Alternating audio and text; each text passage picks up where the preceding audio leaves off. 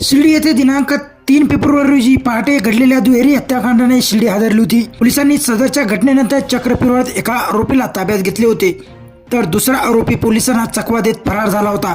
या घटनेमुळे शिर्डीत मोठी दहशत पसरली होती। तर शिर्डी ग्रामस्थांनी आणि मयत कुटुंबाच्या नातेवाईकांनी पोलीस प्रशासनावर रोष व्यक्त केला होता। दुसऱ्या आरोपीच्या शोधासाठी पोलिसांनी पथके रवाना केली होती। आरोपीचा पाठलाग करण्यासाठी शोध मोहीम राबवण्यात आली असताना आज सायंकाळी पोलिसांनी दुसरा आरोपी देखील ताब्यात घेतला असल्याचं पोलिसांनी सांगितलं असून राजू माळू याला अटक करण्यात पोलिसांना यश आलं असून सदाफुले या आरोपीला कालच अटक करण्यात आली होती।